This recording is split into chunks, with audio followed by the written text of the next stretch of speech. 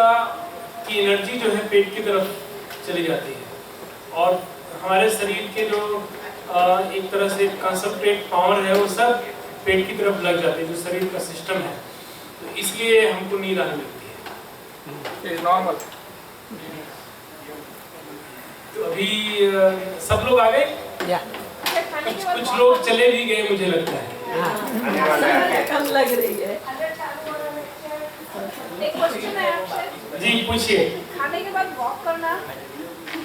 खाने के तुरंत बाद वॉक नहीं करना चाहिए, थोड़ी रुक करके, और योग अभ्यास के बाद या वॉक के बाद तुरंत खाना नहीं खाना चाहिए, पानी भी तुरंत नहीं पीना चाहिए। ठंडे के बाद, ठंडी चीज के बाद, कोई भी आपने ठंडी चीज ली है उसके बाद गर्म खाना चाहिए और गर्म के बाद ठंडा खाना चाहिए। आपको तो सब पता है, डाइट बताने की जरूरत ही नहीं है। तो ठंडे के बाद कभी भी गर्म चीज नहीं लें, ठीक है? तो उसके साथ ठंडे के बाद गर्म चीज नहीं लें या लें? ठंडे के बाद गर्म चीज लेना चाहिए, ठंडे के बाद गर्म चीज लेना चाहिए।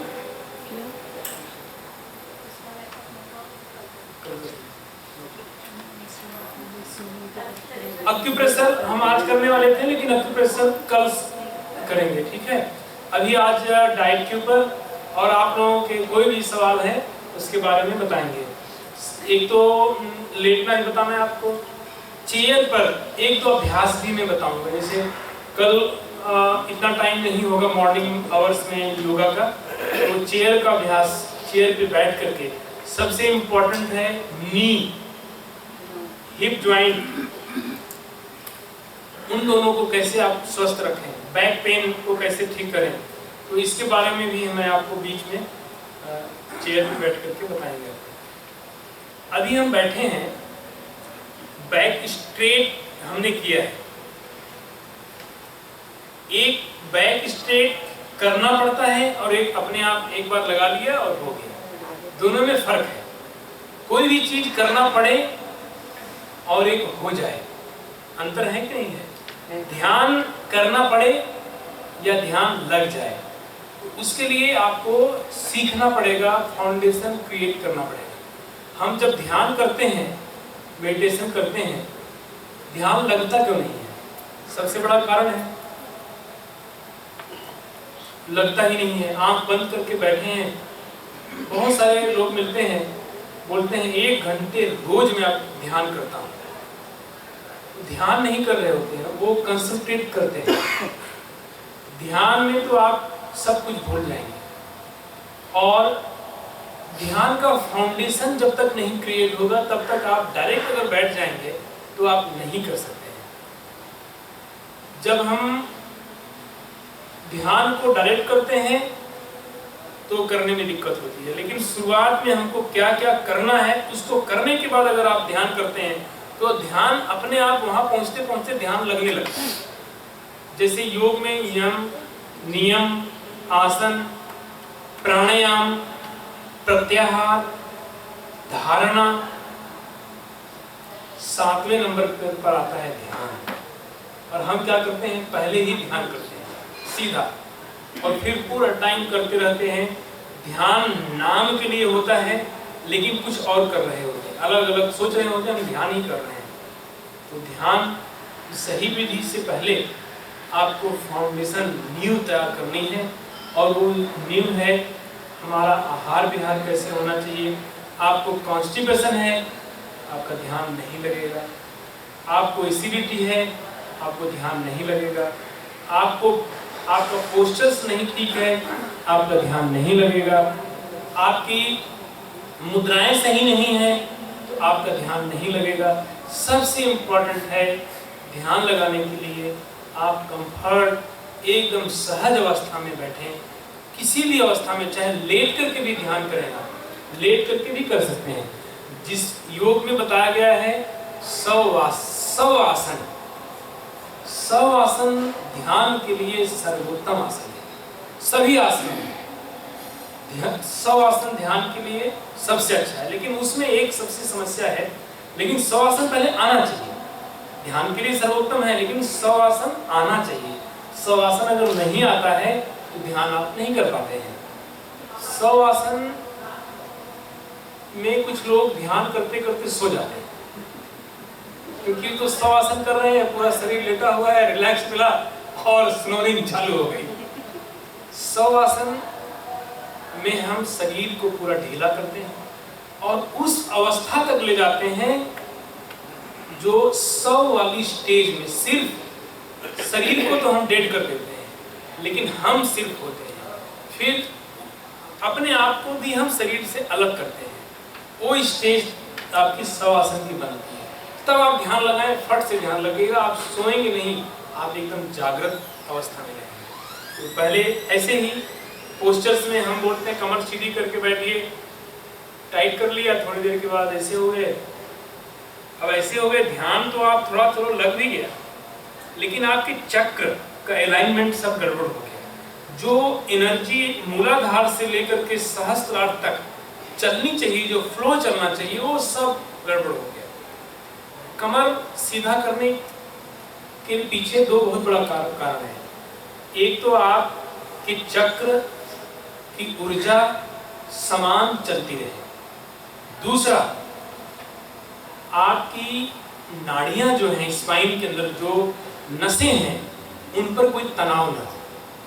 अगर आपकी नसें खिंचती हैं, तनाव में रहती हैं, तो आपका ब्रेन आपके शरीर के साथ प्रॉपर कनेक्ट नहीं होता है, क्योंकि ब्रेन से ही सारा रिसेप्शन हर जगह पहुंचता है। तो जब आप कनेक्ट ही नहीं होंगे, शरीर और मन तनाव में है, तो ध्यान कैसे होगा।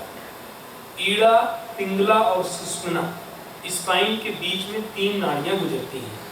उन तीनों नाड़ियों में कोई दबाव और कोई तनाव नहीं होना चाहिए। जैसे आप अभी बैठे हैं, अभी तक मैंने नहीं कहा कमर सीधी करके बैठे, नहीं बोल, आप आराम से बैठे ना, कंफर्ट।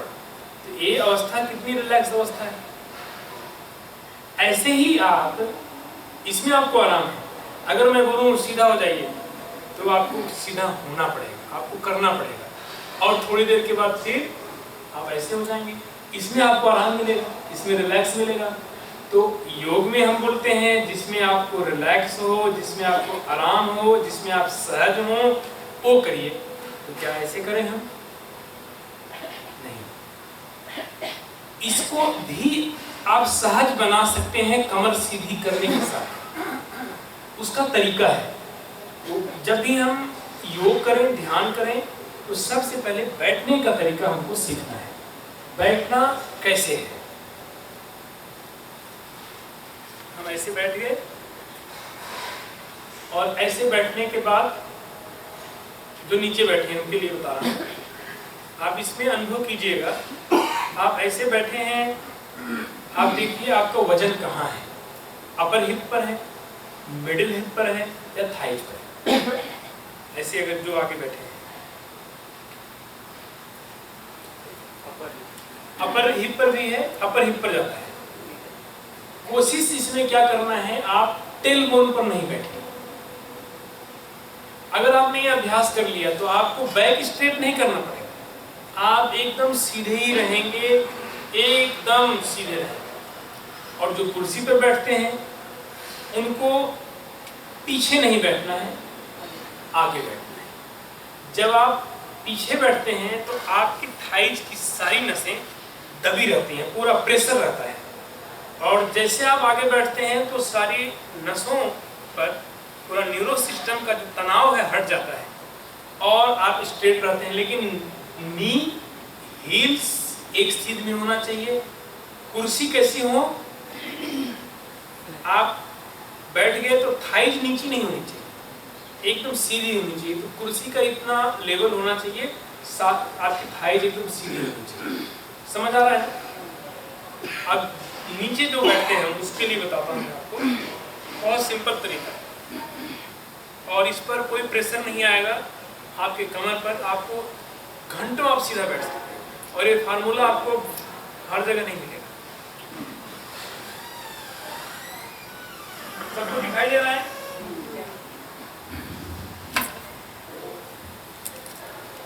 एक तो हम ऐसे बैठे हैं, इसमें क्या होगा, धीरे धीरे आप ऐसे हो जाएंगे। आपको बैठना है, थोड़ा सा आगे हो जाए और हिप को उठा लें। देख रहे हैं? अब हिप को उठाने के बाद कोशिश करिए हिप के ऊपर वजन नहीं आए। हिप के ऊपर देखिए फ्री है, टेलबोन पर प्रेशर नहीं है। मैं थाइज के ऊपर और लोअर हिप के ऊपर बैठा हूं। आपको कमर नहीं सीधा करना है, आप यहां से सीधे हो जाइए। और इसका बेस्ट तरीका है, दोनों हाथ लगा लीजिए, पहले उठाइए, उठाने के बाद दोनों हाथ यहां रखिए और फिर कमर सीधा कर देना। अब उसके बाद हाथ को हटा लीजिए। आप देखिए एकदम आप सीधा बैठेंगे। ट्राई कीजिए। अगर आपको सीधा बैठना सीखना है, हम बोलते हैं बैक स्ट्रेट कीजिए, लेकिन फाउंडेशन नहीं क्रिएट किया, हम ऊपर से सीधा करते हैं और फिर धीरे धीरे ऐसे हो जाते हैं। इसमें आप हिप को उठाइए और फिर दोनों हाथ पीछे रखिए, धीरे धीरे बैक को पीछे करते जाइए और हिप के ऊपर वजन नहीं आने दीजिए। और आप एकदम हिप के ऊपर वजन तो आएगा, लोअर हिप पर आएगा, अपर पे फ्री हो जाएगा। What do you mean by lower? नीचे हिप की जो चौड़ाई है, लंबाई है, आप नीचे बैठिए, ऊपर नहीं बैठिए। थाई साइड, थाई साइड देख रहे हैं? थोड़ा आगे से, थोड़ा आगे से, यस राइट, थोड़ा आगे से बैठना है ऐसे। तो इसमें पैर पे थोड़ा पैर पे आएगा प्रेशर, थोड़ा थाइस पे प्रेशर आएगा, पैर में ज्यादा पैर में ज्यादा आएगा। कोई शुरू में आपको फील होगा पैर पे ज्यादा प्रेशर है, लेकिन इसमें क्या होगा, आपका बैक स्ट्रेट रहेगा। 2 दिन 3 दिन 4 दिन आप अभ्यास करेंगे, आप एकदम सीधे ही रहेंगे। तो एक बार फिर से करें। वजन हाथ पे दीजिए, हिप को उठा लीजिए, उसके बाद ऊपर देखिए, ऊपर, और हिप पर वजन नहीं आने दें, ऊपर देखिए, धीरे धीरे बैक को सीधा करते जाइए और हिप पर वजन नहीं आने दीजिए और थाइज पर प्रेशर आने दीजिए। ठीक है, अभी लगेगा आप ऐसे हैं, लेकिन धीरे धीरे ठीक हो जाए, एकदम परफेक्ट हो जाए। आप देखिए एकदम ठीक बैठ रहे हैं, बहुत अच्छा, आपका भी ठीक हो गया। तो ये ट्राई करेंगे तभी होगा, कोशिश करेंगे करने की तभी होगा। अब बैठने का तरीका एक तो ये हो गया। इसमें अगर आप परफेक्शन अगर हो जाती है तो आपका स्पाइन हमेशा सीधा रहेगा। आप इसको एक बार ढीला करके देखिए, कमर ढीली करिए, सभी लोग करें, जो कुर्सी पर बैठे हैं एकदम ढीला कर दीजिए। जब आपने लूज कर दिया कमर, तो आपकी बैक की नसें, स्पाइन की नसें खींचती हैं, उसके ऊपर प्रेशर आ गया है। जैसे ही आप सीधा करें बैक को और स्पाइन के ज्वाइंट पर आ जाएं, स्पाइन की हड्डियों पर अपना वजन दीजिए, तो आपकी जो मसल्स खींच रही थी और नसें, वो फ्री हो गई हैं। पूरा वेट आपकी स्पाइन की एक एक ज्वाइंट पर बट गया है पूरे शरीर में। अब वजन आपके कमर के मसल्स पर नहीं है। अब मसल्स पे नहीं होगा तो मसल्स के बीच में ही नसों का तनाव होता है। मसल्स से आप फ्री हो गए, नसों के खिंचाव से मुक्त हो गए। अब आप पूरी तरह से, आपका ब्रेन का रिसेप्शन आसान होता है चारों तरफ। क्यों कमर सीधी करते हैं आपको समझ आ गया होगा। आपकी एक तो नसें नहीं खींच रही हैं, मसल्स नहीं खींच रही हैं, लोड आपका हड्डियों पर है। आपका मूलाधार चक्र, जिसको टेलबोन बोलते हैं, उसके ऊपर भी वजन नहीं है, वो भी पूरी तरह से मूलाधार चक्र से लेकर के आप सहस्त्रार चक्र एक सीध में है। अब इसी में हमको मेडिटेशन, ध्यान करना चाहिए। भोजन के बाद कौन सा आसन करना चाहिए? वज्रासन। वज्रासन सभी नहीं कर सकते। जिनको घुटने में दिक्कत है उनको नहीं करना चाहिए वज्रासन। वज्रासन घुटने के समस्या से ग्रस्त लोगों को वज्रासन में नहीं बैठना चाहिए, वज्रासन नहीं करना चाहिए। जिनको अर्थराइटिस की प्रॉब्लम है उनको भी वज्रासन नहीं करना चाहिए। सुबह जैसे आप उठते हैं, सबसे पहले मॉर्निंग से मैं बताता हूँ, आप रात को सो गए, सीधा लेटे बैठे और उसके बाद प्रणाम। क्योंकि दिन भर थक जाते हैं और फिर बेड ही दिखाई देता है और पूरा लेट जाते हैं, सो गए। सोने के बाद क्या हुआ, नींद में चले गए। सुबह एक तो अर्ध निद्रा में होते हैं, जब आँख खुलती है शरीर लेटा हुआ है, आँख खुल जाती है, आधी नींद में होते हैं। उसी में आप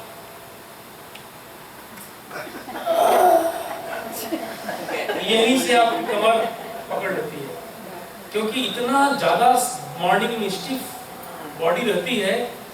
आप शाम को धड़ाम गिर गए, भले उठ भी गए, नहीं दर्द होगा, लेकिन सवेरे तो होने का चांस बहुत बढ़ जाता है। तो आपको लेटना है कैसे, आराम से बैठ जाइए, धीरे धीरे हाथ को बढ़ाइए ऐसे और साइड में लेट जाइए। हाथ को तकिया भी बना सकते हैं, फिर धीरे धीरे सीधा हो जाइए। कहीं कोई तनाव हो, और सवेरे जब भी उठिए, चाहे लेफ्ट साइड उठिए चाहे राइट, कोई दिक्कत नहीं, आप साइड हो जाइए, चाहे लेफ्ट चाहे राइट, ठीक है। उसके बाद हाथ का सपोर्ट कीजिए, पैर धीरे धीरे मोड़िए। कोई प्रेशर आया बैक पर, कितना सिंपल है, लेकिन हम वो वाला करते हैं। अब उसमें आप सोचिए, सही बैक भी खराब हो जाएगी, और जिनको पेन है वो कैसे ठीक होगी। जितना वो ठीक करते हैं, बेल्ट क्यों लगाते हैं, इसीलिए ना कि मसल्स हमारी पुल ना हो, एक स्थिर रहे, स्टेबल रहे, हिले ना, हील होने का चांस उसको ज्यादा रहे। लेकिन आप वो उससे ज्यादा तो सवेरे गड़बड़ हो जाता है और शाम को। तो इस बात का हमको ध्यान रखना है, हमको लेटना कैसे है और सोना कैसे है। अब आता है रात को जब आप सोते हैं तो सोने का साइड क्या होना चाहिए, लेफ्ट या right? Left side upper, left hand right, left side ऊपर। लेफ्ट होना चाहिए, राइट होना चाहिए? लेफ्ट होना चाहिए। लेफ्ट साइड, लेफ्ट हाथ नीचे होना चाहिए। क्यों? स्टमक ऊपर चढ़ता है, अगर हार्ट ऊपर रहता है तो अच्छा है, या नीचे रहता है तो अच्छा है? नीचे रहता है तो उसको नीचे रहता है, अच्छा गर्मी पे का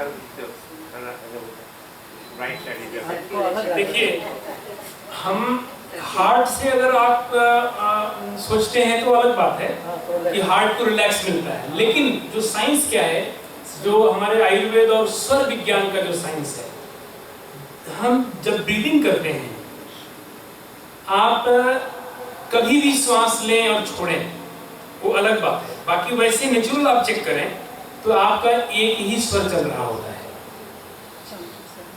एक तेज होगा एक कम होगा। एक बार राइट से सांस भरिए 2-3 बार,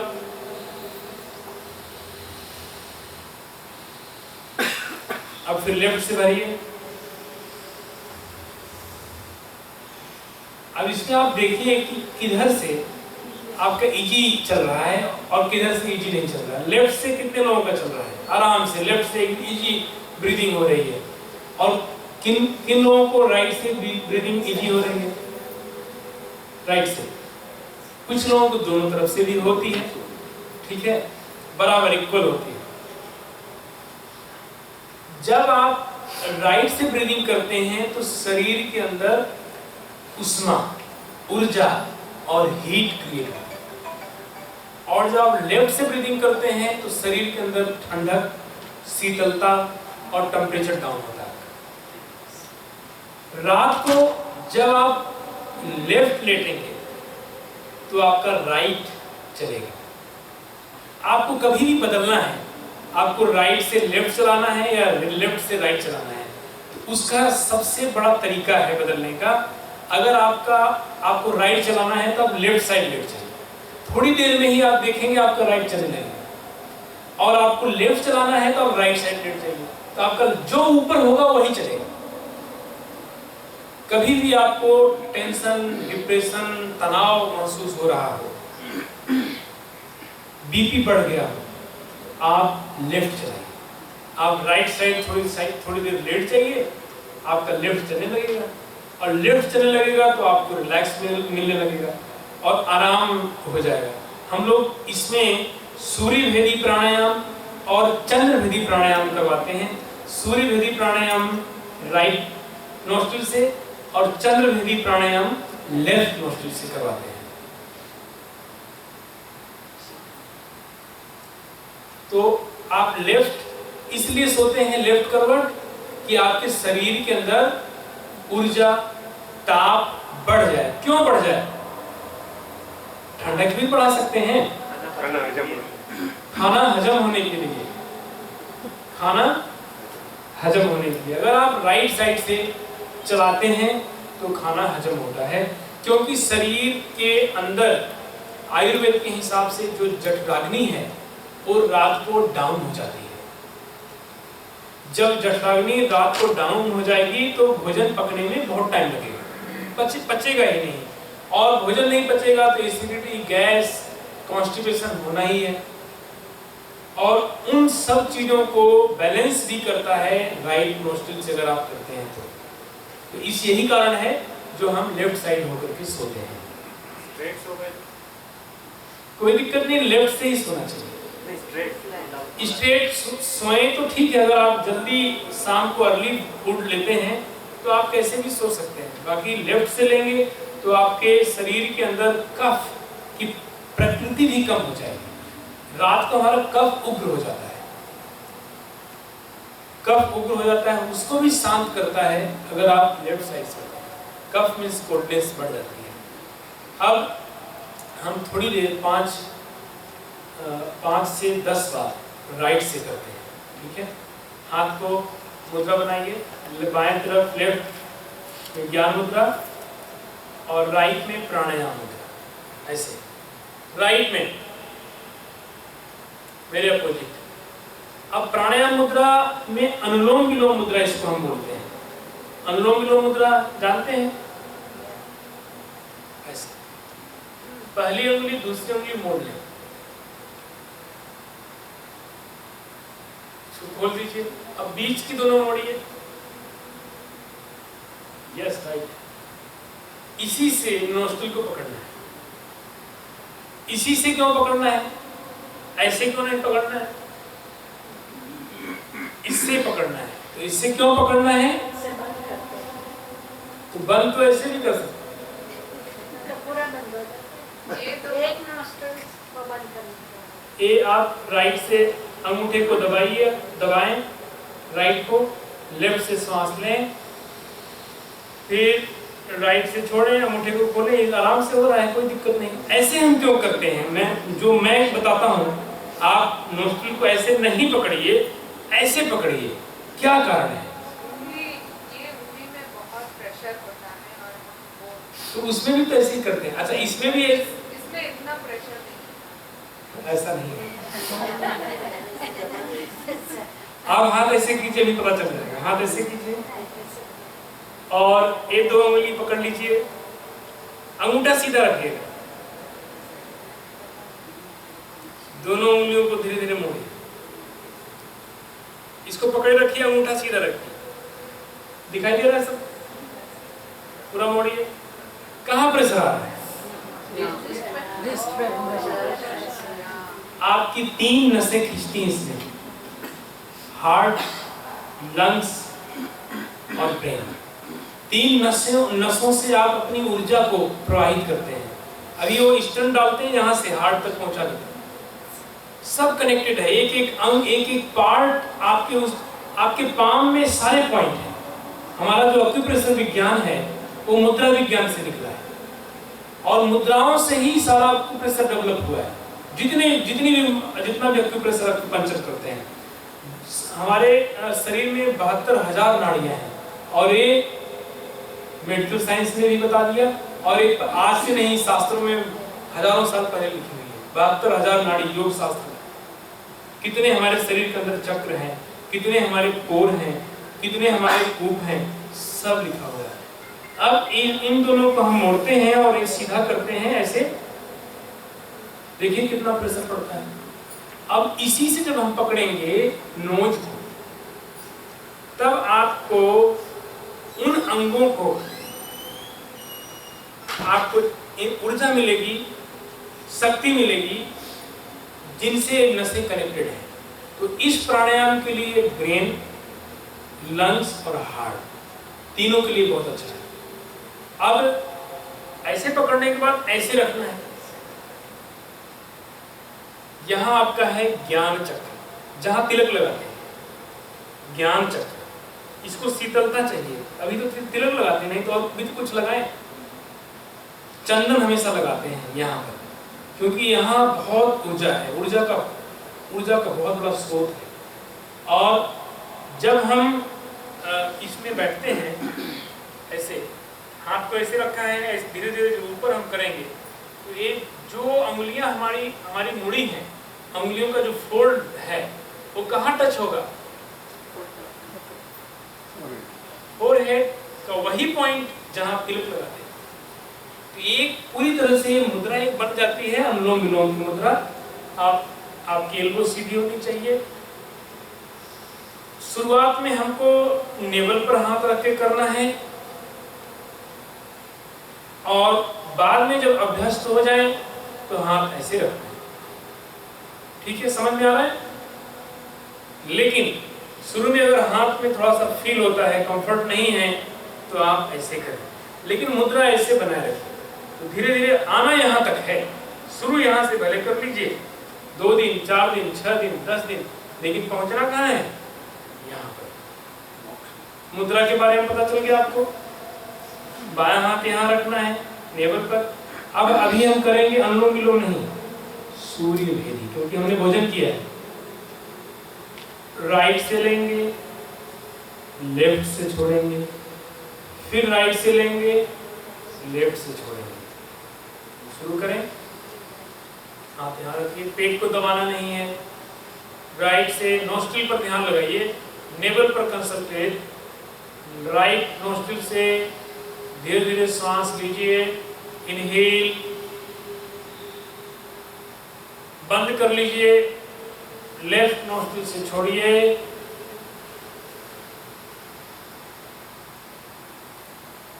फिर दोनों को बंद कर लीजिए, फिर से राइट को खोलिए, राइट को खोलिए,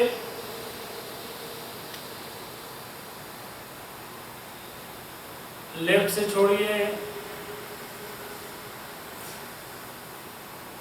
दोनों को बंद कर लीजिए, फिर राइट से लीजिए, लेफ्ट से छोड़िए, फिर दोनों को बंद कर लीजिए, फिर राइट से लीजिए, लेफ्ट से छोड़िए, फिर दोनों को बंद कीजिए, राइट को खोल दीजिए। आप कोई बंद नहीं करिएगा, लेफ्ट को बंद करके रखना है, राइट को खुला ही रखिए। राइट से लीजिए, फिर राइट से ही छोड़ दीजिए, फिर राइट से लीजिए, रुक जाइए, ध्यान लगाइए पेट पर और छोड़िए। देखिए नेवल अंदर जाती है क्या? छोड़िए, सांस निकालिए, राइट से ही निकालिए, फिर राइट से लीजिए, फिर छोड़िए, फिर राइट से लीजिए। छोड़ेंगे तो पेट अंदर जाएगा, अपने आप जाएगा, आपको कुछ नहीं करना है। फिर से लीजिए, छोड़िए, रिलैक्स। भोजन पचाने के लिए सबसे अच्छी विधि है।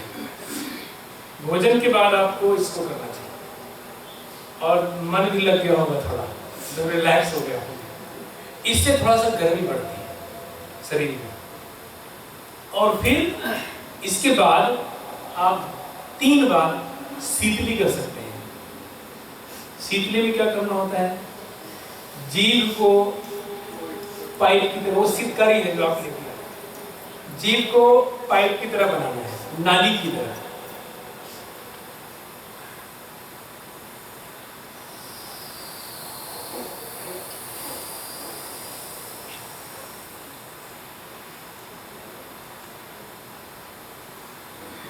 मुंह बंद करके जीभ को घुमाने की कोशिश करें, और जो ठंडक है उसको महसूस करें। ठंड, पूरा शरीर पूरा मुंह ठंडा हो जाता है। फिर से वापस जीभ को बनाइए।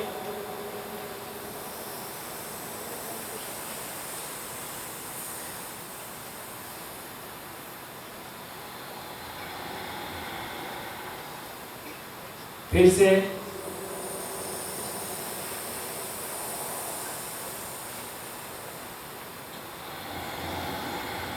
एक बार और।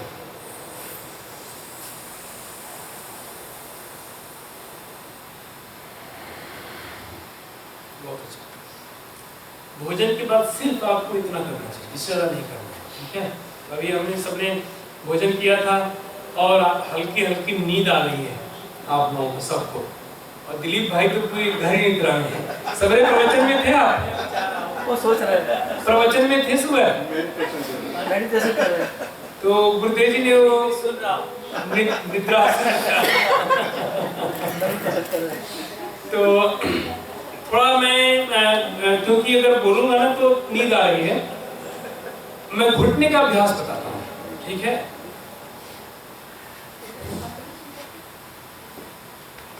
देखो आदमी को नींद कभी आ रही है वो भी आपको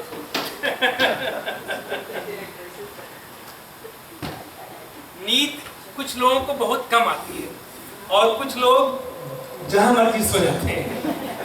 तो जिनको ज्यादा नींद आती है वो भी अच्छा नहीं है, और जिनको कम नींद आती है वो भी अच्छा नहीं है। स्नोरिंग जिनको होती है ना, स्नोरिंग क्यों होती है पता है आपको? ऑक्सीजन लेवल जिनको कम रहता है उन्हीं को स्नोरिंग होती है, सबको नहीं होती है। ऑक्सीजन लेवल कम होता है तो जब आपका शरीर सो जाता है तो मन तो रिलैक्स में चला गया, लेकिन बॉडी क्या करता है, उस ऑक्सीजन लेवल को मेंटेन करने के लिए खींचता है, सांस को खींचता है। वो फिर नेचुरल अवस्था में आ जाता है, क्योंकि उसको उतना मेंटेन करना है। शरीर बहुत बड़ा डॉक्टर है। आपको घाव लगता है, हील हो जाता है। आपको कुछ भी होता है, शरीर खुद ठीक करता है। तो स्नोरिंग इसीलिए आती है, हमारा ऑक्सीजन लेवल जब घटेगा तो शरीर उसको रात को मेंटेन करता है। जब आप सो जाएंगे तब वो देखिए, जब स्नोरिंग करने वाला आदमी कितना खींच रहा होता है, बहुत खींचता है, क्योंकि उसको मिल नहीं पा रहा है ऑक्सीजन। और रात को जब आप प्रॉपर नहीं नींद आएगी आपको, तो दिन भर आपको दिक्कत थोड़ा रहेगी। जिनको स्नोरिंग नहीं आती है, कुछ लोगों को वैसे भी ऑक्सीजन लेवल कम रहता है, लेकिन स्नोरिंग भी नहीं आती, ऐसे भी होता है। तो प्राणायाम से सारी चीजें बैलेंस में हो जाती हैं। चाहे जितना आप सही कर लीजिए अपने लंग्स को, ऑक्सीजन तो प्राणायाम करते करते बढ़ जाता है, करते करते गेन हो जाता है। ऑक्सीजन मीटर अगर कल कोई लाएंगे तो आप मैं दिखाऊंगा। अब घुटने का अभ्यास नी के लिए बहुत अच्छा अभ्यास है। पीछे बैठना है, इसमें चेयर पर ही करना है, ठीक है। जब एक पैर से करेंगे तो थोड़ा हल्का सा बीच में रहेंगे और पैर को उठाएंगे,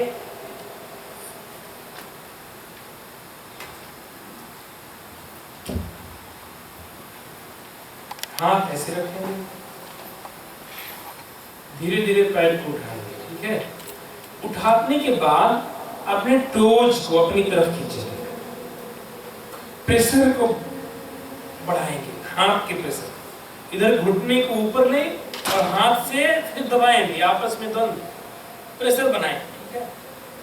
कमर सीधी, ऐसे नहीं करना है, बैक स्ट्रेट और प्रेशर बनाइए। 1 2 3 4 5। फिर दूसरा हाथ यहाँ रखिए, हाथ पैर को उठाइए, प्रेशर बनाइए। 1 2 खींचिए पैर को, पंजे को। 4 5। फिर दोनों से हाथ दबाइए, यहाँ पर थोड़ा सा पीछे जा सकते हैं। तो दोनों करेंगे तो पीछे, माने पीछे बैठना है। टोच को अंदर, हाथ को दबाइए, स्ट्रेचिंग बढ़ाइए। 1 2 दबाइए, 3 4 मिला हुआ पैर, 5 5 6, हाथ से प्रेशर, बैक स्ट्रेट, नीचे आ जाइए, 10 करना है। नीचे बैठने वाले सोच रहे हैं हम कुर्सी पे बैठे होते तो हम भी कर रहे होते। नीचे बैठ के नहीं हो सकता? क्यों नहीं हो सकता? थोड़ा सा स्ट्रेचिंग कर सकते हैं, लेकिन कुर्सी पर ही बैठ करके अच्छा हो सके, क्योंकि इसमें मूवमेंट होगी ना, वहां मूवमेंट नहीं हो पाएगी। नीचे से ऊपर उठाना है और इतना इफेक्टिव अभ्यास है, इतना इफेक्टिव अभ्यास है कि दर्द आपका इसमें जाएगा ही जाएगा। टोच को अंदर खींचिए, हाथ को दबाइए, बैक स्ट्रेट, 1, मैं कर रहा हूं, मेरे घुटने में दर्द नहीं है और आप नहीं करते। खींचिए, दबाइए, 1 2 3 4 5, हाथ रखिए इस पर, 6 7 8 9 10। दूसरा, 1 2, स्ट्रेचिंग बढ़ाइए, 3 4 और खींचिए, 5 6 7 8 9 10। फिर दोनों टोच को अंदर, हाथ से दबाइए, 1 2, प्रेशर, 3 4 5 6 7 8 9 10। ये आप कभी भी कर सकते हैं। ब्रीदिंग नॉर्मल, कुर्सी पर बैठ करके करना है, ऑफिस में भी कर सकते हैं। 2 बार करना है। कितनी बार करना है? कितनी बार करना है? स्टार्टिंग में 3 3 3, 3 इससे, 3 इससे, 3 दोनों से, और फिर अभ्यास हो जाए जब इसका, तो आप इसको करें 5 5 5, काउंटिंग 10 ही रखना है। इसको अब 10 तक ले जाना है तो 30 हो जाएगा, 30 30 30, ठीक है। शुरू में आप नॉर्मल करें, 10 दिन बीत जाए तो आप ½ kg वेट, मीन्स 1 पाउंड आता है ना, वो वेट आता है, वो आप यहाँ बांध लें, उसके साथ करें। ये घुटने पर कैसे काम करता है, साइंस इसका क्या है? आप के जोड़, आपके जॉइंट तब हेल्दी और स्वस्थ हैं, ताकतवर हैं, उनके ऊपर मसल्स कितनी अच्छी है, मसल्स की ग्रिपिंग कितनी अच्छी है। मसल्स अगर नहीं है तो आपके शरीर का वेट कहां पर आएगा? सीधा आपके बोन्स पर आएगा, और बोन्स लूज भी रहेंगी अगर ग्रिपिंग ही नहीं रहेगी मसल्स की। जब घुटने में हमारे दर्द होता है, घुटने में पेन होता है, तो हम क्या करते हैं? नी कैप लगाते हैं। इसलिए लगाते हैं कि घुटने के ऊपर प्रेशर न पड़े, उस नी कैप पर वजन आए।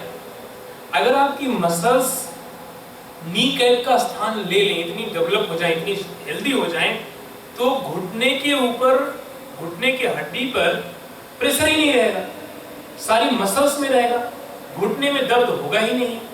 और जैसे जैसे मसल्स स्ट्रांग होती जाएंगी, आप देखेंगे आपके घुटने की प्रॉब्लम ठीक होती जाएगी। बहुत ज्यादा दर्द है, तब क्या करना चाहिए? नमक पानी का सेक करना चाहिए। शरीर में कहीं भी दर्द है, आपको बहुत पेन होने लगा, लेकिन नमक पानी का सेक चोट में नहीं करना चाहिए। जैसे फ्रैक्चर हो गया, चोट लग गई, तब नहीं करना चाहिए। जो बोन्स का दर्द है, मसल्स का नेचुरल अपने आप दर्द है, खिंच गया, पुल हो गया, उसमें आप नमक पानी की सेक करें। 100 ग्राम नमक, अगर इप्सम सॉल्ट लेते हैं, मैग्नीशियम सॉल्ट, तो और अच्छा है। 1 लीटर वाटर में डाल दें, उसको बॉईल कर लें। बॉईल करने के बाद हैंड टॉवल ऐसे पकड़िए राउंड में, और बीच का हिस्सा, हैंड टॉवल के बीच का हिस्सा डुबोना है। पानी का टेम्परेचर क्या होना चाहिए? एकदम बॉईल कर दीजिए। अगर बॉईल नहीं करेंगे तो एक बार टॉवल डालेंगे, पानी ठंडा, फिर वापस फिर वही करते रहेंगे, गरम ठंडा गरम ठंडा। पानी बॉईल होना चाहिए, दोनों साइड पकड़ना चाहिए, बीच के हिस्से को डुबोइए, हाथ वाला हिस्सा नहीं डूबना चाहिए, जिससे निचोड़ने में आपको सुविधा रहे, और निचोड़ लीजिए। ड्राई हो गया, फिर इसके ऊपर थोड़ा सा देखिए कितना रख सकता हूँ, रखिए, हटाइए, रखिए, फिर हटा दीजिए, क्योंकि गर्म होगा। तो धीरे धीरे ऐसे करते करते एक स्टेज आएगी कि रख सकते हैं आप, फिर थोड़ी देर रख लीजिए, जितनी देर तक रख सकें। नमक की स्टीमिंग पूरी तरह से आपके अंदर हील हो जाएगी, और जब नमक का स्टीम अंदर जाएगा, स्वेलिंग को भी और दर्द को भी एकदम ठीक कर देगा। ये 100% आराम करता है। मेरा कितनी बार ट्राई किया हुआ है, पेशेंट के ऊपर हम लोग करते हैं। हमारा वहाँ दिल्ली में आयुर्वेद नेचुरोपैथी योग सेंटर भी है, गुरुदेव जी के मार्गदर्शन में, आपके आशीर्वाद से चलता है। पूरे दुनिया के पेशेंट आते हैं, जापान के पेशेंट बहुत आते हैं हमारे पास, यहाँ से भी जाते हैं। तो आप लोग भी आइए वहाँ पर। नेचुरोपैथी, आयुर्वेद, नेचुरोपैथी के लिए आपको बंगलोर जाने की जरूरत नहीं है, आयुर्वेद के लिए आपको केरला जाने की जरूरत नहीं है, योग के लिए आपको ऋषिकेश या हरिद्वार जाने की जरूरत नहीं है। तीनों चीज हमने वहाँ पर दिल्ली में रखा है, और आपका स्वागत है। आपको स्वास्थ्य लाभ मिलेगा, साथ में गुरुदेव जी का आशीर्वाद। और वहाँ हमारे पास एक ऑर्फनेज है अनाथ बच्चों का, वो भी है, 45 ऑर्फन बच्चे हैं। तो हमारे ब्रोशर में सब है, आप लोग पढ़ेंगे क्या क्या एक्टिविटी हम लोग करते हैं। तो ये नुस्खा हमने पेशेंट के ऊपर हमने आजमाया है, और अभी हमारे डॉक्टर रवि कांकरिया जी गए थे हमारे आश्रम में, 2 बार जा चुके, थेरेपी भी ली, और वहाँ की 1-2 हमारा हर्बल प्रोडक्ट लेते हैं, तो बताते हैं इतना अच्छा है। पहले भी हमने दूसरे त्रिफला जैसे लेते हैं, त्रिफला एक बहुत अच्छी चीज़ है। त्रिफला में आंवला, हरड़ और बहेड़ा, 3 चीज़ों के योग से त्रिफला बनाते हैं। लेकिन एक चीज़ का ध्यान रखना है, पुराना नहीं होना चाहिए, चूरन कोई पुराने नहीं होने चाहिए। प्रतिमा जी ने कल ले लिया था, कोई आपके घर पे पड़ा था पुराना हरड़, ले लिया, 14 बार मोशन हुआ है, 14 बार, 14 टाइम, हालत खराब हो गई। मैं भी, हमने एक हरड़ खाई, आपके ही किचन की एक हरड़ मैंने लिया, मेरे कुछ नहीं हुआ, हरड़ एकदम ठीक थी। अच्छा, हरड़ का चूरण था, वो दूसरा कोई डिब्बे में था, वो चूरण आपने लिया, इन्होंने बोला मेरे तो जलन चालू हो गया। हमने कहा हरड़ से तो जलन हो नहीं सकती, लेकिन चूरण पुराना था। तो इन्होंने कहा हमको लेसन मिल गया, और दूसरे को भी बताने के लिए लेसन मिल गया, चूरण कभी भी पुराना नहीं लेना चाहिए, कोई भी चूरण। के लिए था। तो ये बचा सकते हैं। तो चूरण जितना पुराना होगा उतना घातक होगा। जितने स्पाइस हमारे होते हैं, मसाले, अगर आपने उसको पीसे नहीं है तो वो आप 1 साल के बाद भी ले सकते हैं, लेकिन 2 साल से पुराना नहीं होना चाहिए। लेकिन अगर आपने पाउडर बना दिया तो आपको 6 महीने के अंदर लेना होता है, नहीं तो उसके गुण भी चले जाएंगे और वो नुकसान ही करेगा। आटा जैसे गेहूं आप रखिए, साल भर रखिए, कोई प्रॉब्लम नहीं, पीस दीजिए तो 1 महीना नहीं चलेगा, तो उसके गुण खत्म हो जाते हैं, साथ के साथ उसमें जो नमी आने लगती है और वो खराब हो जाता है। तो चूरन कभी भी, त्रिफला आप ले सकते हैं, त्रिफला आप शाम को कभी भी त्रिफला लें, आपके लिए अच्छा ही है। त्रिफला इतना अच्छा है आंखों के लिए, पेट के लिए, स्किन के लिए, तीनों चीजों के लिए। रक्त शोधन का काम करता है, आंवला मिला होता है, पूरा विटामिन से भरपूर है, विटामिन सी बहुत है, बालों के लिए बहुत अच्छा है, ब्रेन को ठंडक देता है। लेकिन त्रिफला अच्छा होना चाहिए, अच्छी फॉर्म का त्रिफला होना चाहिए, अच्छा बना हुआ होना चाहिए, नहीं तो घर पे ही बना लीजिए।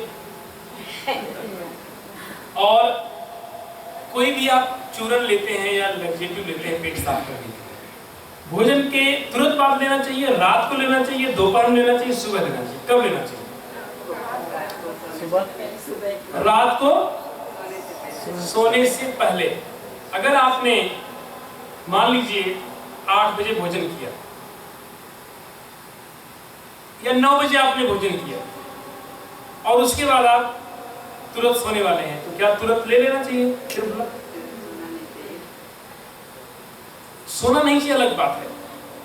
त्रिफला क्या लेना चाहिए तुरंत, या कोई भी लग्जेटिव किसी भी प्रकार का लग्जेटिव आप लेते हैं, चाहे आयुर्वेदिक, नेचुरोपैथी, होम्योपैथी, कोई भी, आपको भोजन के तुरंत बाद नहीं लेना है। इस बात का ध्यान रखिए, चाहे रात हो, चाहे दिन हो, चाहे सुबह, भोजन के बाद नहीं लेना है। भोजन पचने में 3 घंटे लगते हैं। भोजन को पचने दीजिए।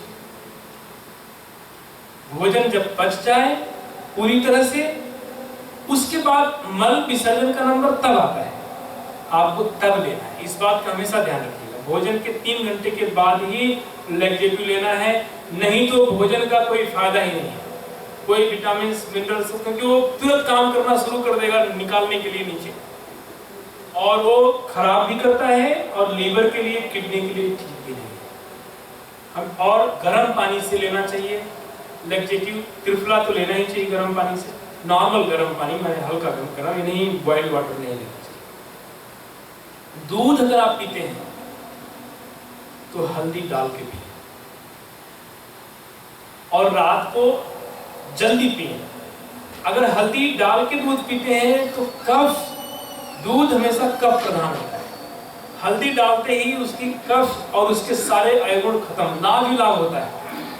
तो हल्दी डाल के ही दूध लेना चाहिए, इस बात का ध्यान रखें। थोड़ी ही डाल दीजिए, हल्दी जरूर डालें। हाँ, गरम लेना चाहिए, हल्का सा वार्म वाटर लेना, वार्म दूध होना चाहिए, गरम होना चाहिए। और कब लेने का? सोने से पहले? सोने से पहले ही ले लें, अगर रात को न ले तो अच्छा है। दूध रात को थोड़ा जल्दी ले लीजिए, मान लीजिए 7 बजे ले लेना, 7 बजे लेना चाहिए। लेट नाइट दूध नहीं लेना चाहिए, खाने के पहले, खाने के बाद लेना चाहिए। और सवेरे नाश्ते में क्या खाना चाहिए? सीरियल खाना चाहिए, प्रोटीन से भरपूर हो, लेकिन कोशिश करिए कि फ्रूट, दही, वेजिटेबल्स मॉर्निंग में जरूर होना चाहिए, और सलाद जरूर होना चाहिए। दो नाश्ता आपका ठीक होना चाहिए, नाश्ते में कोई कमी नहीं कीजिए, लेकिन डिनर में ध्यान दीजिए। यहाँ तो डिनर ही प्रमुख होता है, लेकिन कोशिश करें अगर आप डिनर लाइट लेंगे तो आपके लिए बहुत अच्छा है, आपके पेट के लिए, क्योंकि रात को कोई एक्टिविटी नहीं होती है। आपने सवेरे कितना भी खा लिया, दिन भर आपको चलना है, फिरना है, उठना है, बैठना है, कुछ न कुछ करते रहना है। दूसरा, हमारी जठराग्नि बहुत उग्र रहती है दिन में, कुछ भी डालिए बचेगा। रात में सनसेट हुआ, हमारे जैन धर्म में जो सूरज के साथ हमको जोड़ा है, वो इसीलिए जुड़ा है कि हमारा डाइजेस्टिव सिस्टम स्ट्रांग रहे, पेट में जो भी खाएं पच जाए, और जब पच जाएगा तो मन एकदम हल्का रहेगा। पेट नहीं साफ होगा तो अशांत रहेंगे आप। जिस दिन पेट बढ़िया साफ हुआ उस दिन आप कितना पूरा दिन रिलैक्स फील करते हैं, लेकिन जैसे ही आपका पूरा दिन अगर लग गया तो हो गया कॉन्स्टिपेशन, फिर तो गड़बड़ी है। और बहुत लोगों को कंटिन्यू कॉन्स्टिपेशन रहता है, वो ठीक नहीं है। उसके लिए एक चूरन बना सकते हैं, बहुत अच्छा चूरन हम बना रहे हैं।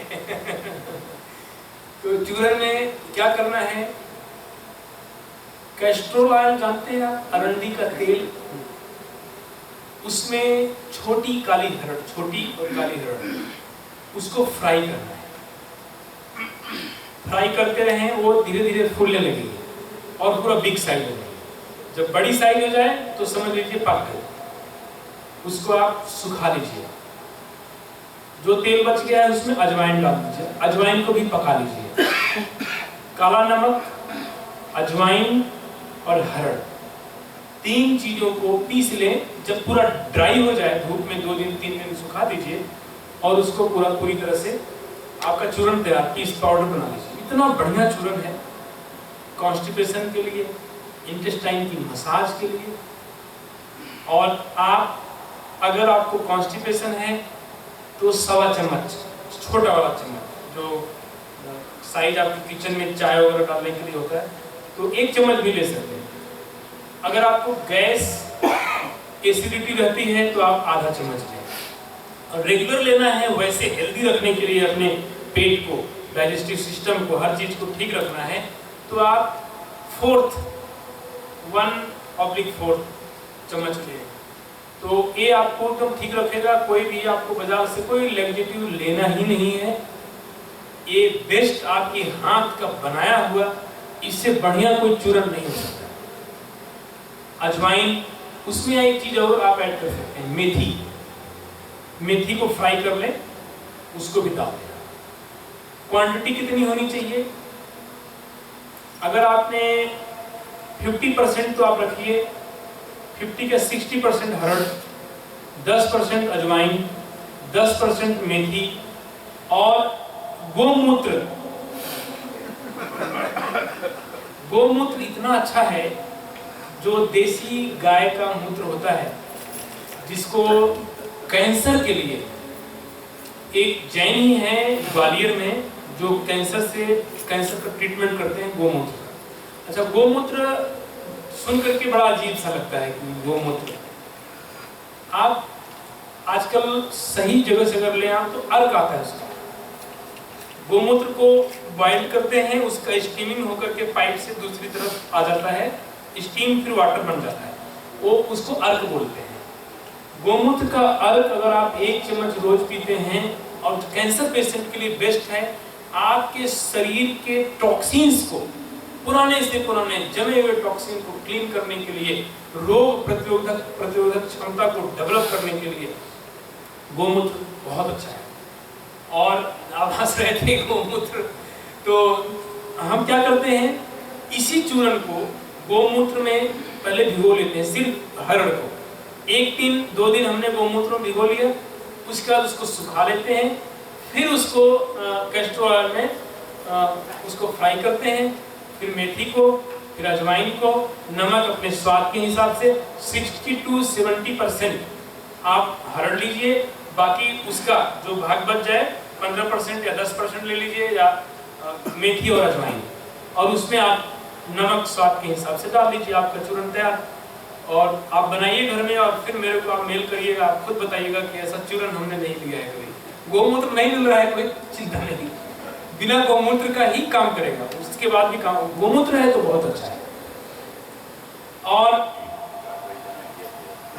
ठंडी चीजें, जितनी भी कोल्ड चीजें, जैसे दही हो गई, आइसक्रीम हो गई, कोई भी ठंडी चीज आपको सनसेट के बाद नहीं लेना है।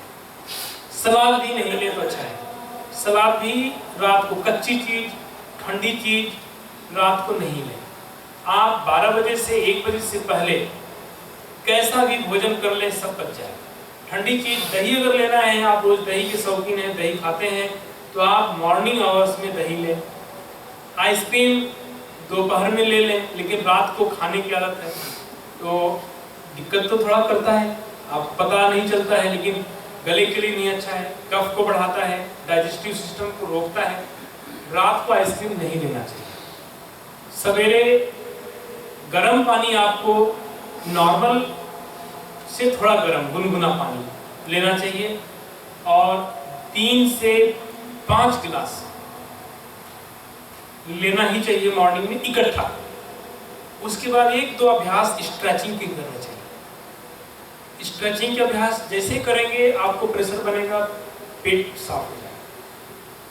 कितने बजे आप लोग उठते हैं सुबह?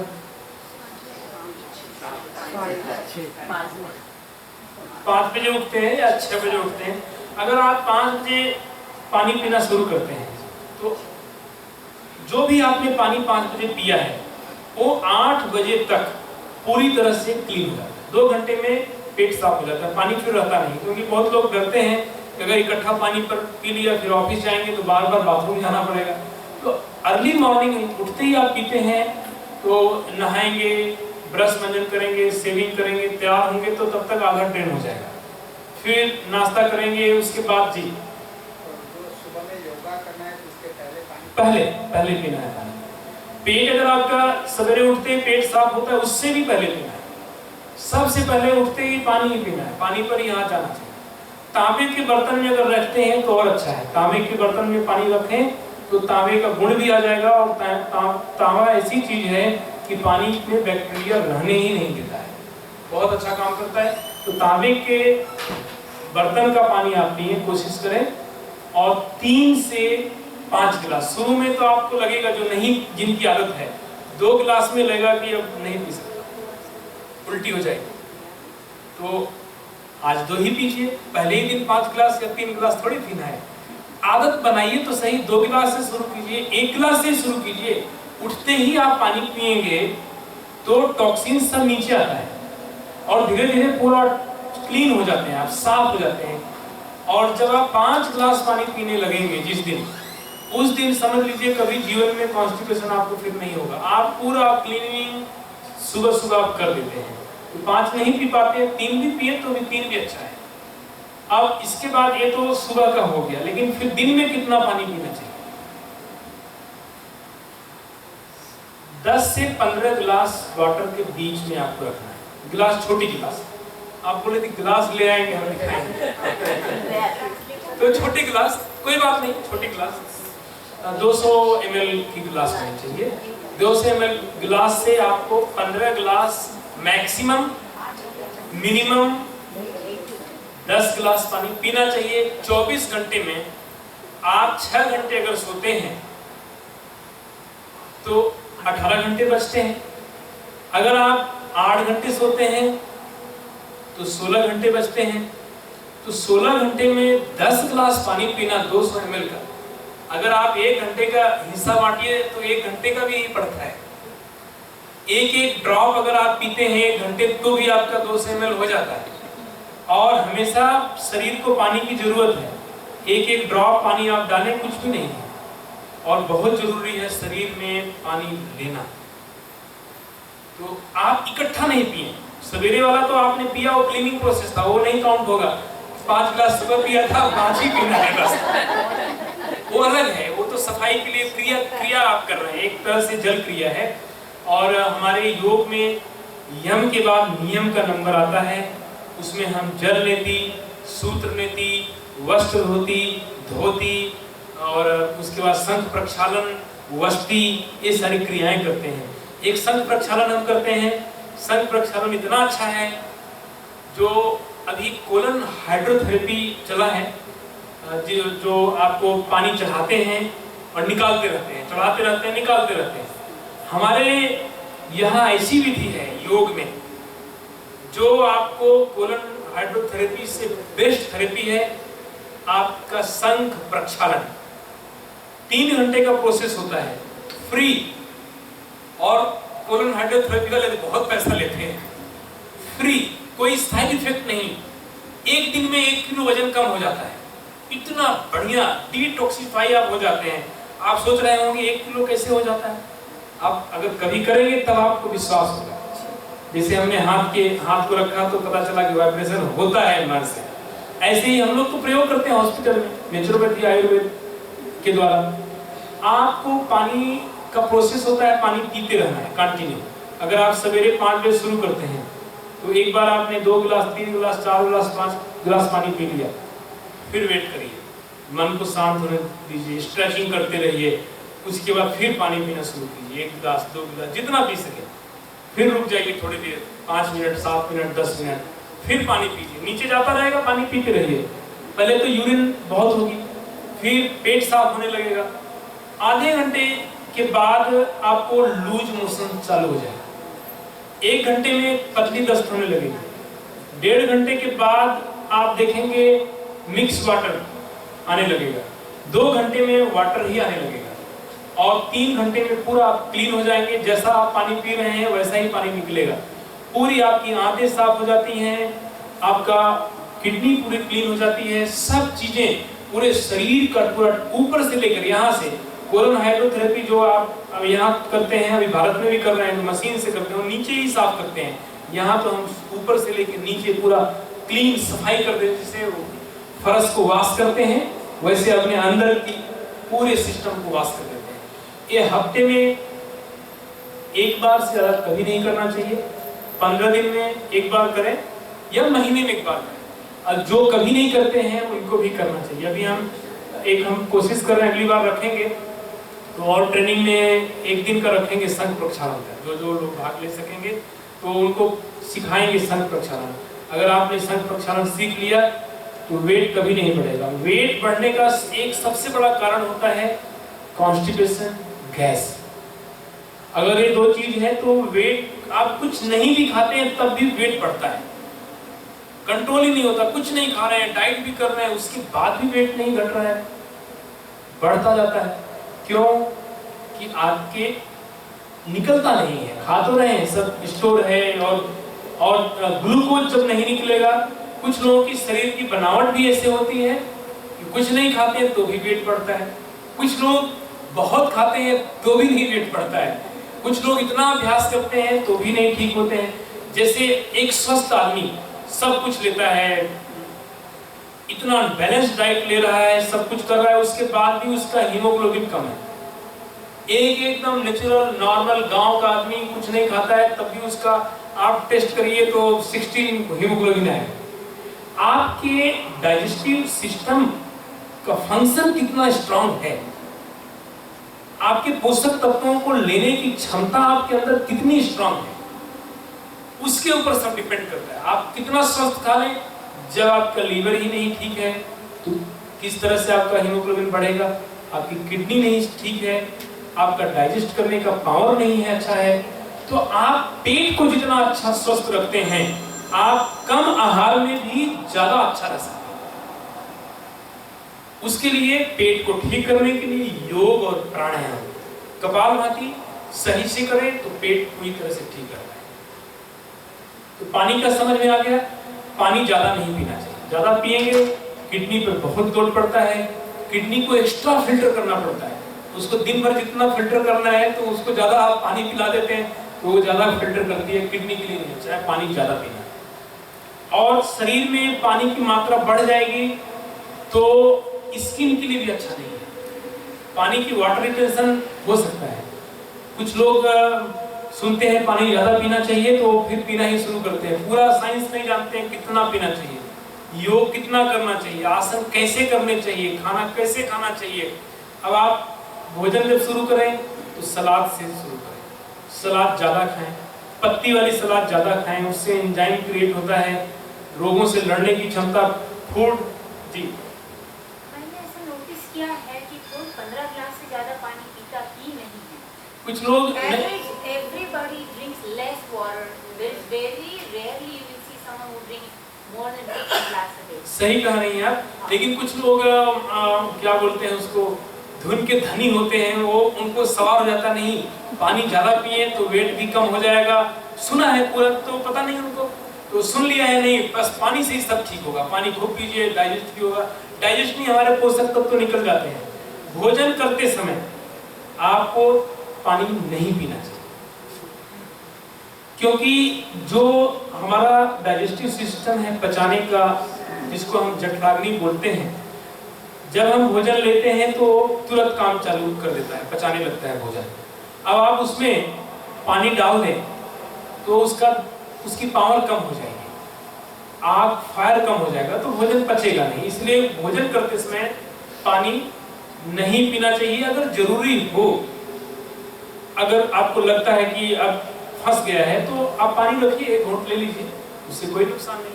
लेकिन 1 गिलास पानी पी लिया, 1 रोटी खाया, फिर 1 गिलास पानी पी लिया, फिर 1 रोटी खाया, वो तो नहीं अच्छा है। उसके बाद आधे घंटे तक आपको रुक जाना चाहिए, आधा घंटा मिनिमम है, 1 घंटा रुके तो बहुत अच्छा है। तो भोजन के आधे घंटे और 1 घंटे के बीच का गैप रखिए पानी के लिए। और पानी धीरे धीरे पीना चाहिए। जो आप दिन में पिएंगे वो इकट्ठा 5 गिलास 2 गिलास नहीं, एक बार जो है 1 बजे 2 बजे पी लिया 3 गिलास, दोपहर में 4 बजे 5 बजे फिर 2 3 4 गिलास पानी पी लिया। तो काउंट करना है कि 10 गिलास कंप्लीट होना चाहिए, 12 गिलास, तो ऐसे नहीं करना है। पानी घूंट घूंट करके पिए।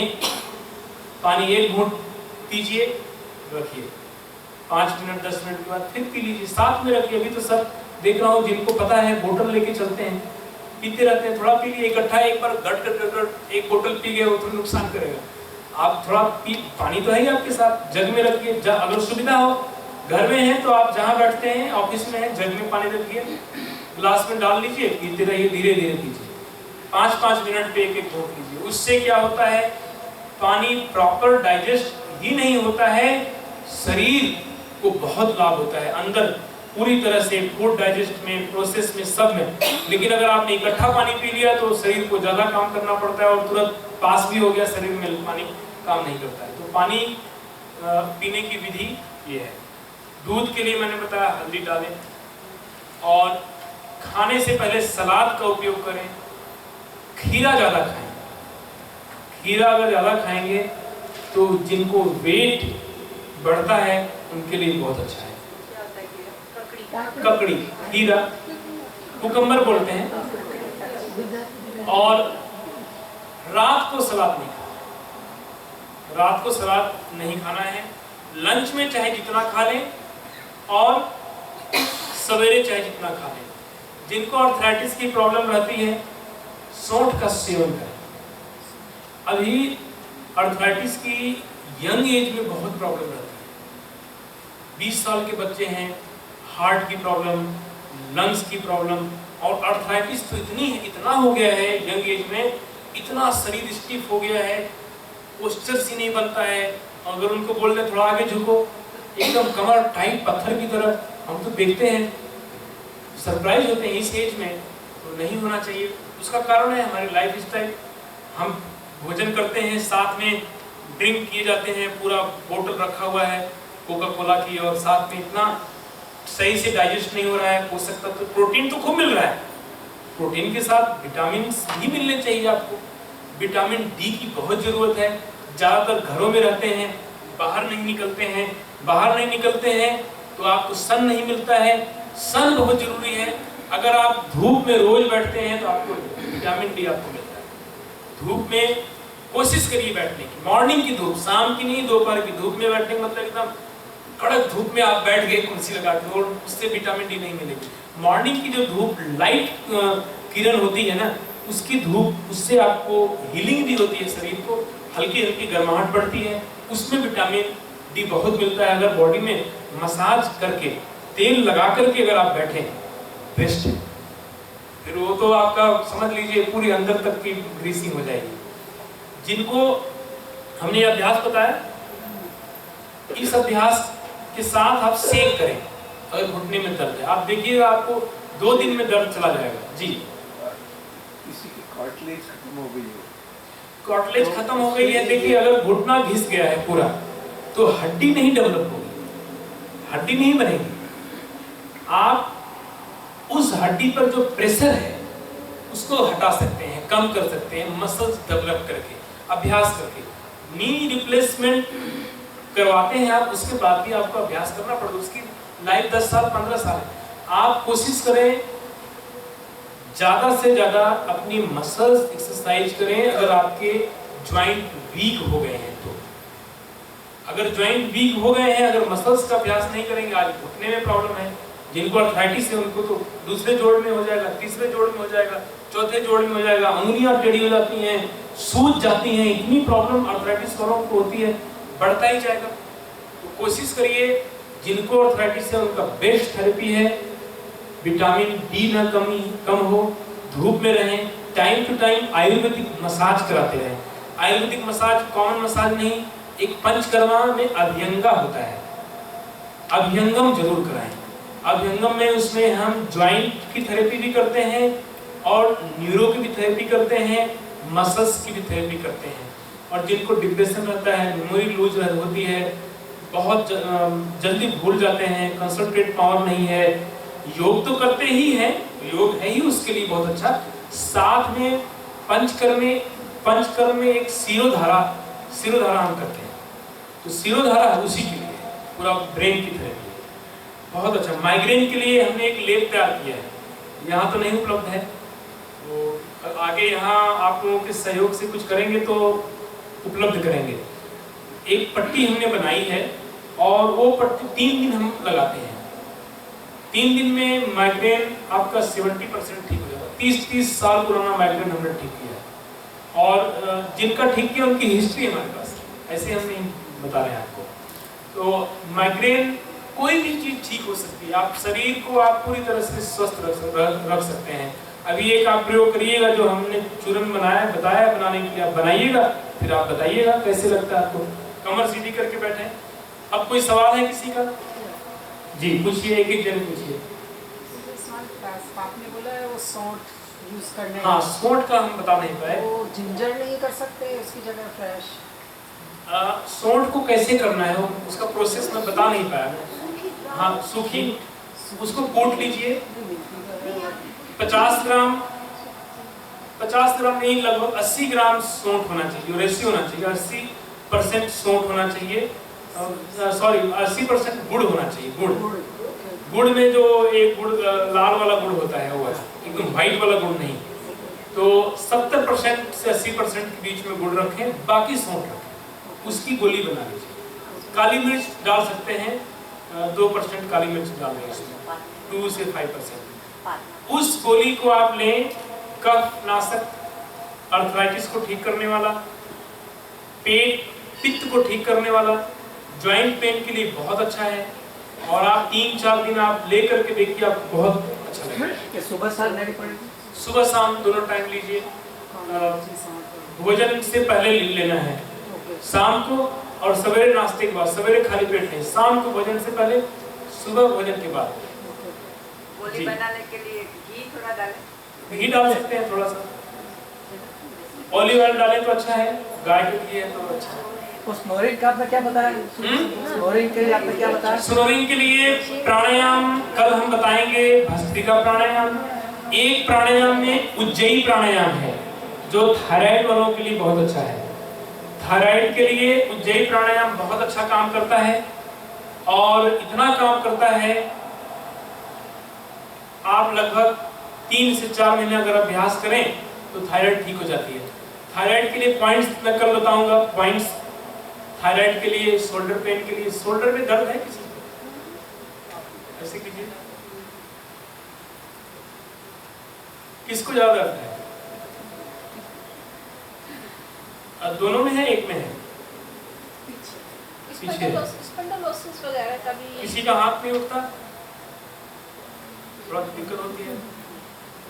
आपका भी मैं पॉइंट करता हूँ एक्यूप्रेशर आप सबके सामने, और देखिए कैसे ठीक होती है। एसिडिटी के बारे में पूछना था, उसके लिए क्या कर सकते हैं? एसिडिटी के लिए पानी की मात्रा प्रॉपर होनी चाहिए। खट्टी चीजों का सेवन बंद कीजिए। खट्टी चीजें, जो भी जितनी खट्टी चीजें नहीं लेनी चाहिए एसिडिटी वालों के लिए। त्रिफला चालू कर दीजिए, प्राणायाम करें, योग करें, प्रॉपर डाइजेशन होगा, एसिडिटी चली जाएगी। आप योग को 10 मिनट ही उतारिए अपने जीवन में, आप ठीक हो जाएंगे। किसी का सवाल? बताया सबसे अच्छा है सन, दूध, मिल्क सबसे अच्छा है, और उससे भी अच्छा है नेचुरल। धूप में बैठिए 10 मिनट, तेल लगा करके। कौन सा तेल? सरसों का तेल लगाइए सबसे अच्छा तेल। देखिए तेल तो थोड़ा सा ठीक नहीं है सरसों का, लगता है, लेकिन वो अगर मेडिसिन के रूप में लगाएंगे तो कोई दिक्कत नहीं। उसमें थोड़ा अजवाइन डाल करके अगर बना लें सरसों के तेल को तो और अच्छा है। नहीं तो कोकोनट लगाएं, कोई दिक्कत नहीं। कोकोनट में तो नहीं है, ऑलिव ऑयल में तो नहीं दिक्कत है, बादाम ऑयल भी लगा सकते हैं, उसमें तो नहीं प्रॉब्लम है। तो सरसों ही जो बेस्ट, बाकी नहीं अच्छा लगता है तो बाकी एक तेल लगा सकते हैं, कोई सा नहीं। आपने ना पानी के बारे में पूछा था, ठंडा पीना चाहिए या रूम टेम्परेचर? रूम टेम्परेचर पानी ज्यादा पिए, ठंडा नहीं पिए। Room temperature. आपको फैट मेल्ट होता है? गर्म पानी पिएंगे तो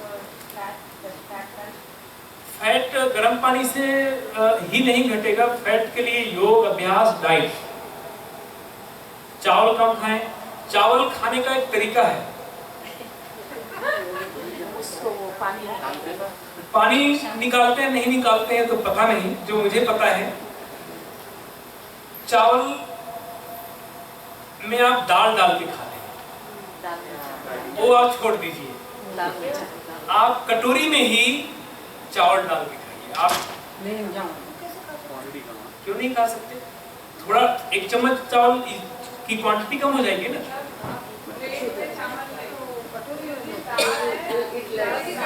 जो आपकी दाल है उसी में दाल आप थोड़ा सा कम कर दीजिए, थोड़ा सा कटोरी में थोड़ा सा दाल कम कर दीजिए कि मुझे 2 चम्मच चावल डालने हैं, तो आप ऐसे खाइए, दाल में चावल खाइए, चावल में दाल नहीं खाइए।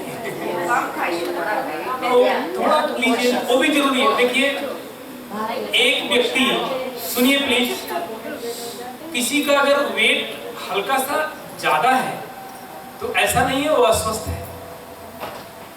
एक व्यक्ति का वेट एकदम कम है, अगर उसके चेहरे पर झुर्रियां हैं और कमजोर है और हिल रहा है, डाइटिंग कर रहा है तो, और कुपोषण हो गया है, तो वो कोई भी उसको आप कम वेट माने और वो अनहेल्दी है, तो एकदम बेकार है।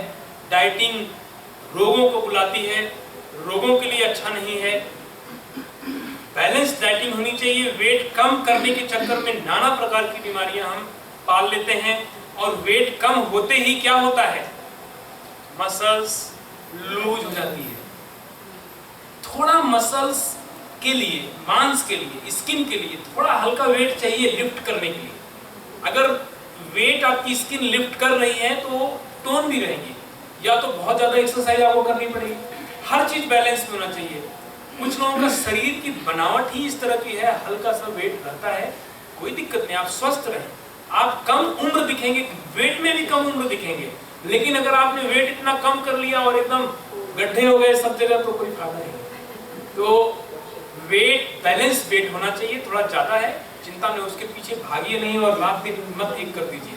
आपने ईड़ा, पिंगला और सुषुम्ना के बारे में बताया था, उसके मेडिकल टर्म्स क्या है?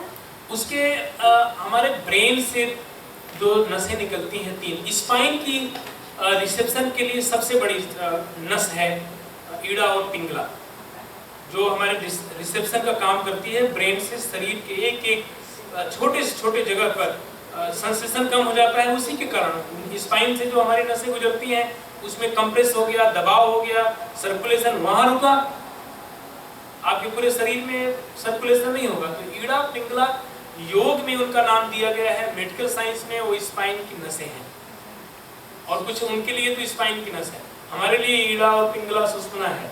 और योग साधना में वो हमारे एनर्जी का संचार करती हैं, ऊर्जा का संचार करती है, उस चक्रों को आपस में एक चक्र से दूसरे चक्र में एनर्जी को ट्रांसफर करती हैं और फिर पूरे शरीर में उस ऊर्जा को फैलाती हैं। हम जो कुछ खाते हैं, जो कुछ पीते हैं, कहाँ से मिलता है? आपको जो कुछ मिलता है वो सब कुछ आपको ब्रह्मांड से मिलता है। सारी चीजें आप जो भी ग्रहण करते हैं आप ब्रह्मांड से ग्रहण करते हैं। चाहे वो फल खाते हैं, उनको कहां से, फल में रस कहां से आता है? कोई जादू तो नहीं होता, वो सन से, एयर से, पृथ्वी से, पांचों क्षित जल पावक गगन समीर, जो 5 एलिमेंट्स हैं, उन्हीं से वो लेते हैं और फिर आप उनसे लेते हैं। आप ब्रह्मांड में सब चीज मौजूद है, कहीं बाहर नहीं है, सब विद्यमान है। और जो हम प्राणायाम करते हैं, मेडिटेशन करते हैं, हम डायरेक्ट ग्रहण करते हैं, वो ऊर्जा के रूप में वो सारे तत्व हमारे शरीर में आने लगते हैं।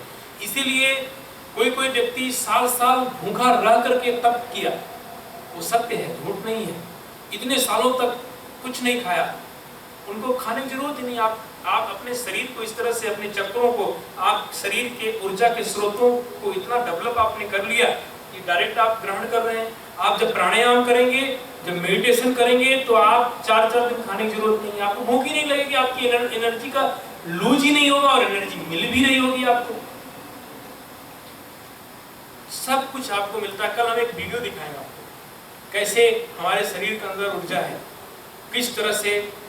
जी, अगर पोलर की, डस्ट की, ऐसी चीजों की एलर्जी है जिससे रनी नोज, किसकी डस्ट की? डस्ट पोलर जिससे रनी नोज होता है, आप उसके लिए एक भस्त्रिका प्राणायाम है लंग्स के लिए और साइनस के लिए, एलर्जी को ठीक करता है भस्त्रिका, कल बताऊंगा, आप वो करिएगा, एकदम ठीक हो सकते हैं। और आपके यहाँ पूरा कर देते हैं, आपके यहाँ ही एक डॉक्टर हैं बंसी मेहता, आलबनी में, पूरी तरह से उनकी एलर्जी 20 साल पुरानी एलर्जी 100% ठीक हो गई। चाइल्ड स्पेशलिस्ट हैं, बंसी मेहता नाम है, कोई जानता हो तो पता नहीं। तो पूरी तरह से ठीक है। हर साल इसीलिए योग कैंप वहाँ रखते हैं। अभी हमारा 2 दिन का आलमनी में है प्रोग्राम। तो आपका मैं एक्यूप्रेशर करता हूँ, फिर पूरा करता हूँ। आ जाइए प्लीज, 2 मिनट का इनके ऊपर। उसके बाद क्या करना है? पीछे का जो प्रोग्राम है वो लोग वेट कर रहे हैं। अच्छा, आज भी है? आज है। तो कल बताया था, कल? हाँ, तो एक्यूप्रेशर कल करेंगे। ठीक है, तो कल एक्यूप्रेशर करेंगे। सॉरी, आज नहीं आपका कर रहे हैं। तो आज का पूरा हो गया। मुझे लगा कि कल जल्दी खत्म करना। नहीं, आज अच्छा, आज ही था, तो मैं तो पहले ही खत्म कर दूं। तो क्षमा चाहता हूँ जो वेट कर रहे हैं उनके लिए। और पूज्य गुरुदेव जी की कृपा से आप लोग इतना अच्छा लाभ लिए हैं। और ये जो आपने योग सीखा है, जो कुछ सब मैंने गुरुदेव जी से सारा सीखा है। गुरुदेव जी जिस तरह से प्रवचन में आपको महारत हासिल है, ज्ञान इतना है, वैसे योग साधना में एक संत और एक योगी गुरुदेव जी हमारे दोनों हैं। और उनकी कृपा से हमने आपको योग सिखाया है। गुरुदेव जी से हम यही प्रार्थना करेंगे, बार बार आपको लाभ दिलवाते रहें और कोशिश करें हम मिल करके और इससे भी अच्छा करें। कल प्लीज लोगों को जरूर बोलिएगा, इनवाइट करिएगा कि लोग आए। फोन भी कीजिए, मेल भी कीजिए जिनके पास है, और ज्यादा से ज्यादा लोग